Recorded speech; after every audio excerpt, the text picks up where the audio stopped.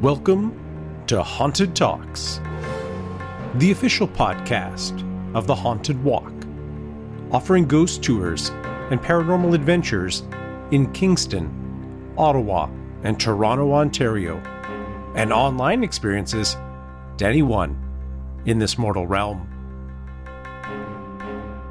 My name is Jim Dean. I am the creative director, and we are getting so close to Halloween.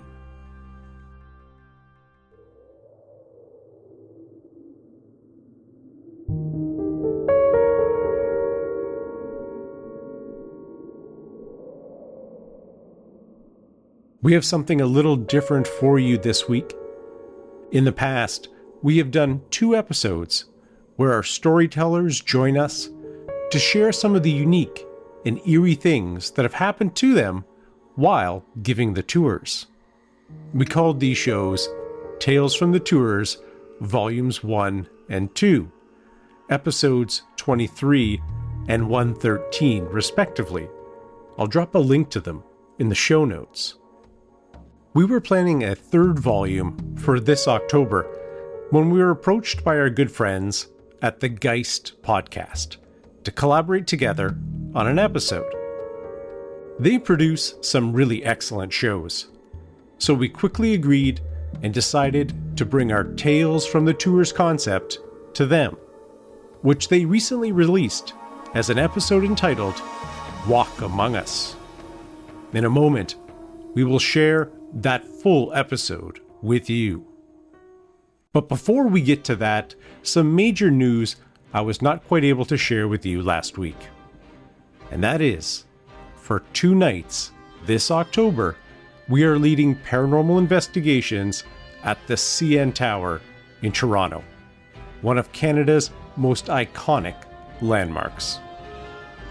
Needless to say, we are extremely excited about this, as no one has ever done it before, and we believe it to be the world's tallest paranormal investigation, taking place inside the Sky Pod, which is even above the main observation level, making it both groundbreaking and record-breaking. For us, the best thing is that we have no idea what is going to happen. The tower is not really known as a haunted spot, and doesn't have any ghost stories really associated with it. But it does have several unique properties that make it an intriguing spot. In addition to the great view, it also serves as one of the tallest antennas in the world, used to send and receive earthly signals such as radio, TV, and EMS, which raises a spine-tingling question. Rising high above a city, steeped in ghostly tales, can it also capture or amplify signals from the great beyond? We are extremely curious to find out. The 2 evenings we are at the tower are Thursday, October 26th and Monday, October 30th. Space is very limited, and at the time of recording this, less than half of the tickets remain. If you are in or around Toronto at the end of October, this is a once-in-a-lifetime opportunity, and we hope you can join us. In addition to the CN Tower, we have a full slate of ghost tours and spooky experiences taking place every night in Kingston, Ottawa, and Toronto as we move toward All Hallows Eve. And don't forget, as a listener of the show, you can save 15% off your ghost tour tickets by using the promo code Haunted Talks, all one word, Haunted Talks, at checkout. Don't miss out on joining us at the best time of the year. For information and to purchase tickets for our CN Tower investigation or any of our spooky season adventures in Kingston, Ottawa, and Toronto, please visit our website, hauntedwalk.com. If you enjoy this episode, we hope you will follow, rate, and review Haunted Talks and Geist wherever you listen. And of course, a special thanks to Danielle and all of our friends at Geist for having us on and allowing us to share some of the bizarre things that have happened to us.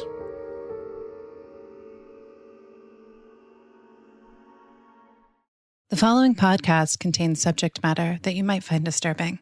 Listener discretion is advised.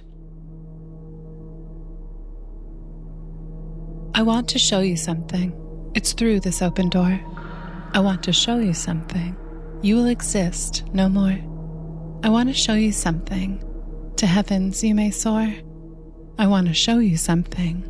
To hell where fires roar. Or you may sit and linger from where you once resided, regretting every day the fate you have decided.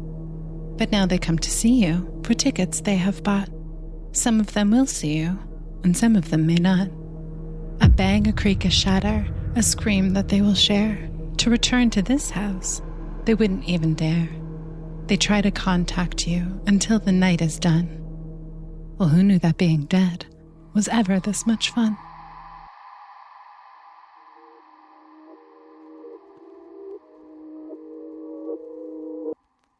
Welcome to the world beyond the veil. This is Geist.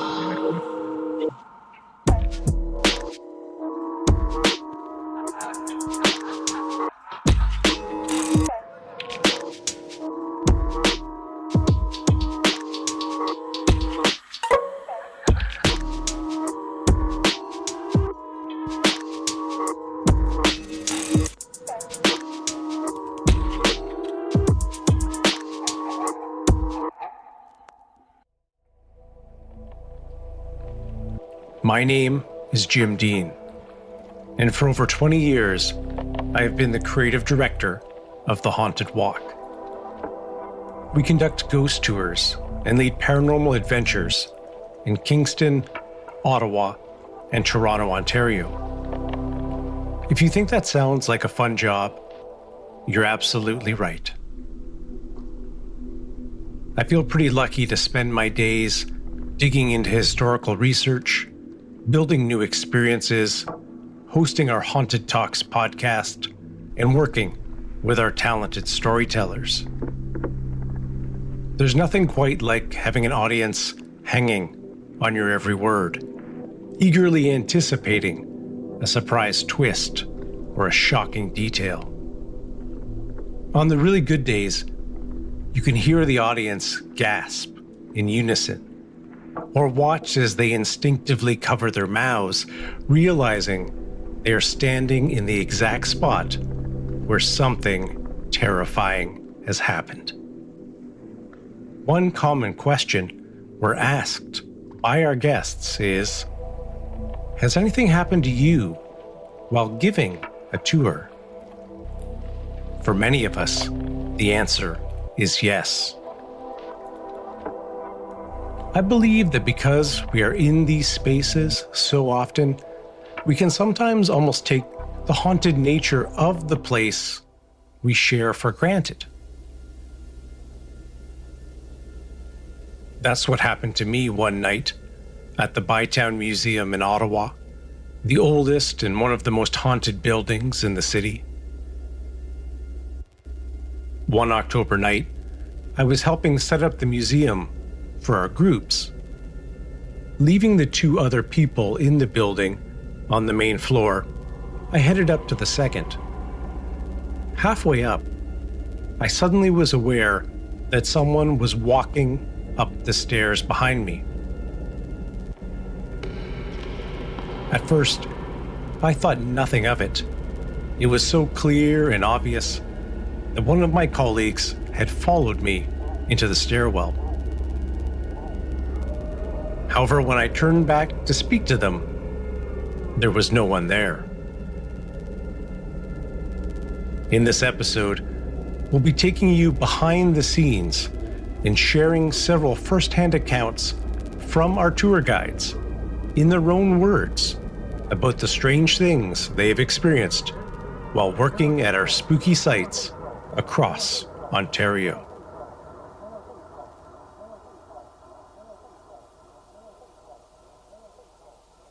We'll start in Kingston, Ontario, at Fort Henry National Historic Site. This historic military fortress was built in the 19th century to defend the city and the Rideau Canal against potential American invasions. Today, despite its dark history, it is a popular tourist attraction and a designated UNESCO World Heritage Site.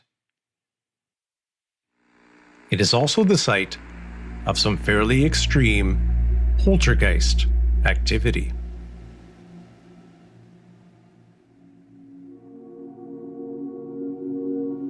Hi, my name is Karma, and I am a tour guide in Kingston, Ontario for the Haunted Walk, and I am stationed at Fort Henry.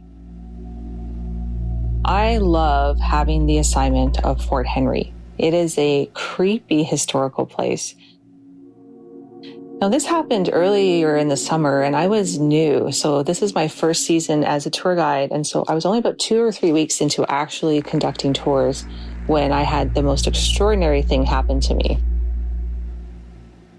On our way up to the fort on this particular day, my colleague had actually warned me that things had been very active at the fort recently.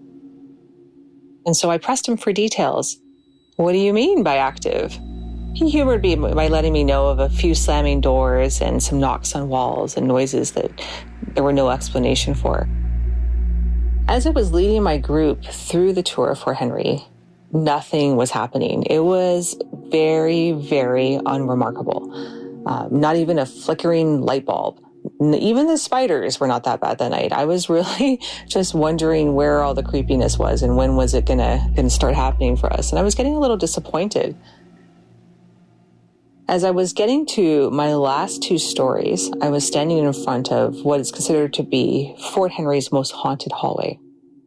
And I led them into the schoolroom. Well, as soon as we entered the schoolroom, the temperature dropped significantly. It was as if we had walked into a fridge. I had several of my guests rubbing their arms and looking around a bit nervously, as it was a hot and humid day, and every other inside of the fort had been actually quite uncomfortable. And so this difference in temperature was very discernible. And we then moved into the bakery. The bakery part sort of partitioned off, so I stand facing the guests with seeing the back of the room and the door, and the guests are facing me. Behind the guests was a very large antique wheelbarrow, just about left of the door. As I was telling the story and just getting to the part where I'm about to introduce them to our bakery poltergeist, the wheelbarrow starts to move completely on its own. It decides to vibrate very violently against the ground in a sharp staccato manner. It was so loud, it was absolutely shocking, and my guests reacted immediately. They parted like the sea in the room to get as far away from the wheelbarrow as they possibly could. So I decided to bring humor into the mix, and I said, she was a bit too early. She missed her cue. Hey, everybody, this is Marianne, the bakery poltergeist. Let's give her a round of applause for the thrilling display. And I started clapping. And so then they all started clapping as they started to try and figure out what just happened. But I mean, this is what we came for. And so, yes, the applause, I believe, was actually genuine for Marianne in that moment. Interestingly, I was looking at the wheelbarrow at the exact moment that it had started to move. And I had a moment where I wondered if it was going to launch itself at me. I just had no idea what was going to happen. And I just simply stopped talking. I asked if anybody else had happened to be looking at the wheelbarrow as it had started to move. And it turns out that 3 of the other clients had seen it as well. So it was further confirmation that there was nobody touching it and nobody around it. As we were leaving, my colleague observed a young woman hanging at the back of the group. She folded her hands in prayer position and whispered a very fervent thank you to Marianne for the exciting show and wished her good night as she sort of backed away from the bakery, which I thought was absolutely endearing. As I led the guests out and I, said my goodbyes and I started locking up, I could hear them all behind the gate talking excitedly with one another.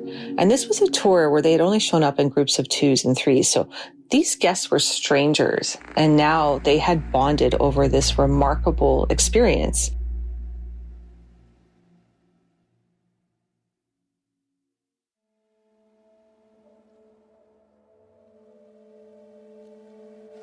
My name is Kaya, and I give tours in Kingston, Ontario at Fort Henry. Over the years, I've been up to Fort Henry a dozen or so times for various seasonal events and bistro dinners, and it is pretty spooky up there during those times, but going out there when it is darkened and empty for tours is a completely different world.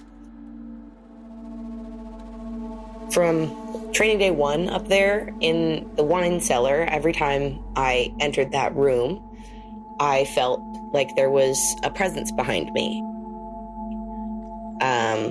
Sort of like when someone is standing very, very close behind you, but not quite touching, still close enough that you can completely feel their presence. The first few times, I turned around expecting to fully see a person. Eventually, I guess I just got used to it. The feeling never went away, and it never decreased, but it also never got worse. On one tour, just as I began my story in the wine cellar, the group began to mumble amongst each other when I began. And I asked if everything okay. They told me that they heard knocking on the glass display a few feet away from the wine cellar door.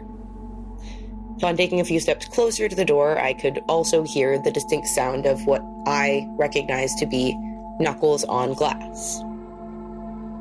The sound stopped when I tried to look and see what might be causing it, and I'm still not sure what it could have been. The glass was too far away for any of my guests to have reached out the door and been knocking on it to try to play a little prank, and there was no one else in the hallway and no one in that room. In the hallway leading up to the wine cellar, there are several doors between different museum displays. They're always left open for tours. Myself and 2 of the guests who were in one of the rooms waiting for everyone to finish looking at the museum display and the one prior, we watched as the door between us all started to swing back and forth before swinging all the way open and then slamming shut. I like to tell myself that one was the wind, even though no one felt anything and none of the other doors moved. On my second last tour of the season, just after I began my story in the bakery, which is the final room on the tour, everyone heard a strange knock 3 very clear times. We looked around a little bit, and I hadn't seen anything initially, so I finished my bakery story and I led the guests back out. As I was saying goodbye to my guests and thanking them for joining me for the evening, one of the men who had been at the back of the group told me that he had seen a shovel behind me bang against the wall 3 times, causing the sound. It's a pretty small shovel that would have been used for shoveling coals into the old ovens. On my tour immediately following that one, once I began the bakery story again, the shovel began to violently swing back and forth. That tour was a private tour for a fellow Haunted Walk guest and a partner, so I took a little bit of time to see if I could recreate the same knocking from the week prior. But I was unable to actually do so without physically holding the shovel and manually banging it against the wall. Beechwood Cemetery in Ottawa is the National Cemetery of Canada, serving as the final resting place for numerous notable Canadians, including politicians, military personnel, and cultural figures. Featuring beautiful landscaped gardens, monuments, and historic tombstones. Most visitors only get to visit the cemetery during the day, except if they come on one of our tours. Walking around an old cemetery at night can be a completely different experience. My name is Elle, and I'm one of the guides who works out of the Ottawa office. One of our newer tours here in Ottawa is called Tales from the Mausoleum, and it takes place at Beechwood Cemetery. I do not like being inside of the mausoleum. I never have. Ever since my first training shift on this tour, I have had a deeply uncomfortable feeling inside the mausoleum that I do not experience anywhere else. I feel a deep sense of unease. I feel my anxiety rising into my chest to the point where even telling the story can be quite laborious. Now, on this particular night, I had on my tour, amongst the members of the public, my boyfriend, my sibling, and my sibling's boyfriend. I've been in the Beechwood Mausoleum many times now, so I've come to be familiar with the creaks and cracks and general settling sounds of the building. I was standing in the main section, the front section of the mausoleum, with my guests seated in the pews in front of me, telling the last story of our tour. All of a sudden, from one of the wings, not only myself, but all of the guests heard the sound of something falling. It sounded almost like a broomstick was falling over. There was not supposed to be anybody else in the mausoleum at this point in time. At the end of my story, I give folks a few moments to take a look around the main section. Now, what is family for other than doing things you told them not to? My boyfriend, my sibling, and my sibling's boyfriend head down into one of the wings of the mausoleum where we had heard this sound coming from. And they reported back saying that not only was there no one there was no broomstick or any other item that had fallen over that could have made the sound that we all so distinctively heard. And to this day, I am still wondering what made that sound that we heard. Now, in the basement of the mausoleum, there's a crematorium that was installed in 1962. This crematorium is no longer in use, as a more modern one has been installed elsewhere in the cemetery. My coworker came up to me and said that the light was on downstairs. And we have never seen this light be on inside the crematorium. As I and my guests looked through the cracks, we could indeed see that there was a light that had been turned on in the basement. I told my story as per usual, and we headed out of the mausoleum. I was the last tour running that night, and so I sent security a text letting them know that we had finished in the mausoleum and that this light was on. The mausoleum didn't feel particularly different that night, but the fact that that light was on gave not only the guests on my tour, but the guest on my colleague's tour as well, a very strange feeling that wasn't necessarily right. So it leads us to wonder why the light was on. The most active location we tour is Toronto's Black Creek Pioneer Village, an open-air heritage museum that recreates a 19th century rural Ontario community. It offers visitors a step back in time, with authentically restored historic buildings, costumed interpreters, and interactive exhibits. Guests participating on our ghost tour of the grounds or our immersive Alone in the Dark experience routinely have strange encounters there, sometimes ones that even affect their dreams.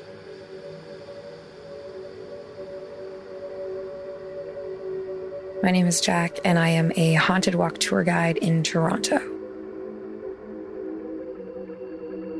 I've been with the Haunted Walk since 2014, and honestly, I've been invested in the paranormal field even longer than that. I do tours at all of the locations we operate at in Toronto. Out of all of the places I have ever spent any time, Black Creek Pioneer Village is probably the most haunted. I have been giving that tour since 2016, and consistently, almost every single night, I have something happen to me. A lot of the time, I don't acknowledge what I'm experiencing if I'm the only one having the experience. I never want to create any kind of bias when I'm on my tours. And that means that I tend to let the group speak about what's happening to them before I say anything about what I'm experiencing. But my experiences with the village, as we call it, started even before we began giving tours there. One night, I had a dream. I wouldn't necessarily call it a nightmare, but it was one of those types of anxiety or stress dreams. And in my dream, I was at the village giving a ghost tour. I had approached a particular building, and I was met at the door by this really kind of angry-looking woman. Maybe not angry, but serious. I had my entire group with me, and this woman just wouldn't let me into the home. I tried to explain to her that I belonged there, that I needed to bring my tour group inside. I was giving a tour, and she just stood there, silently preventing me from going inside. Eventually, my group and I realized we wouldn't be able to get around her, and so I brought them to the right side of the building and through a back door that led into a kitchen, and then I was able to bring them through the home. When I woke up from this dream, I found it strange. I'd never actually been to Black Creek before, so I had no frame of reference. I just knew in that dream way that that's where I had been. And I just chalked up this type of dream to the stress of not having yet looked at my script. I hadn't even opened the email that the script was contained in. I figured I ought to spend some time looking at the material. That afternoon, I took my laptop up to a cafe near my house, and I opened the email from my manager for the first time with the script inside it. And my jaw dropped. The very first story in the script for this brand new tour we were just launching involved a staff member at the village who one night had had a dream about one of the buildings on the property. And when she tried to go up to this building in her dream, she wasn't being allowed inside because of a very stern-looking woman. As soon as I realized I had had an almost identical dream without having ever even heard of this story, I sent a text to my manager to explain. I needed to know that I had some kind of witness for this really odd experience. My manager, thinking ahead, told me to describe the home to her in detail so that when we went to Black Creek, we would have a reference of what the house in my dream had looked like.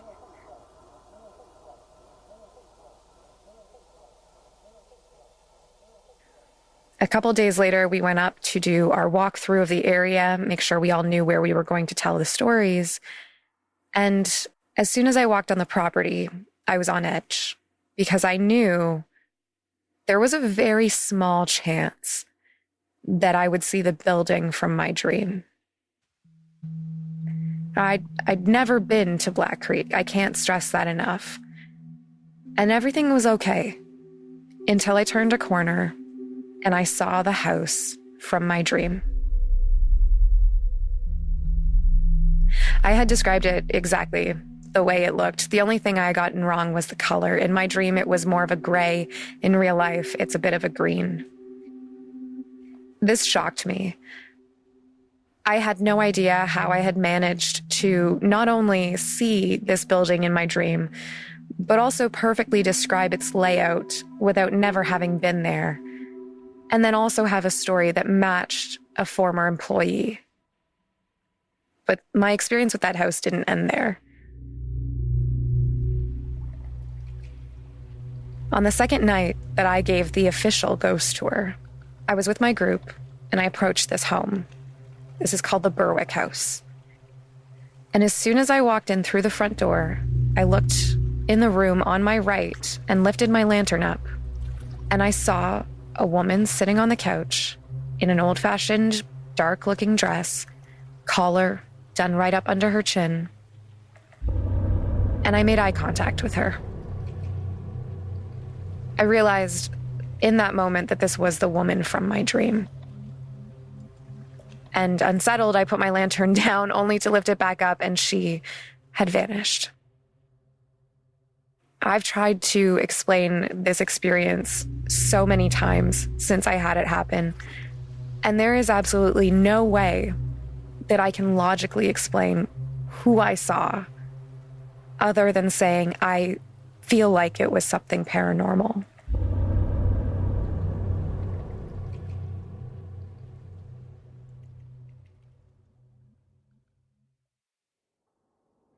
In a building called the Second House, one of my most remarkable experiences that was shared by my entire group happened.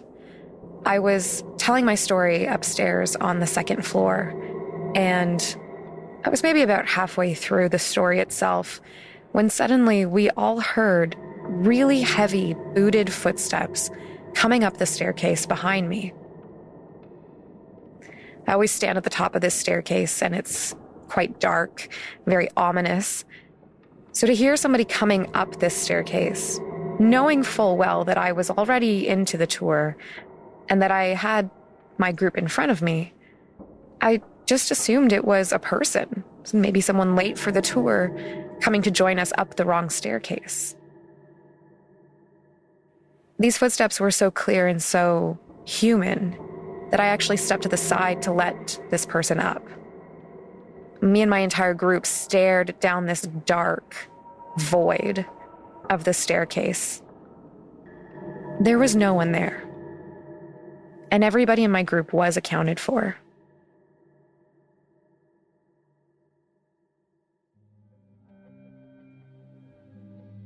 On behalf of myself and all of our talented tour guides, I'd like to thank Danielle and all of our friends at the Geist podcast for having us on to share some tales from the tours. We'd like to wish everyone a wonderful spooky season, and of course, sweet dreams. Haunted tours are one of my favorite things to do during the spooky season, and the haunted walks are my favorite. For information on ghost tours and paranormal adventures, visit hauntedwalk.com. You can check out Jim at Haunted Talks Podcast, available on Apple, Spotify, and YouTube. The Haunted Walks is offering Geist listeners 15% off of their tours in Ottawa, Kingston, and Toronto. To book, go to hauntedwalk.com and enter the promo code Geist at checkout. You won't regret it. Or maybe you will. Do you have a story you've been hiding? Submit it to us at hello.geist.podcast@gmail.com. Don't forget to rate and review us on Apple Podcasts and Spotify. Geist is written and directed by Danielle Matar. Original music and FX by Bo Jensen. Geist is mixed by Adam Esker. Geist's logo is by Jake Carruthers. Find us on Instagram at Geist_podcast and on TikTok at Geist Podcast. Thank you for joining us during the spookiest season. And until next time, sleep tight.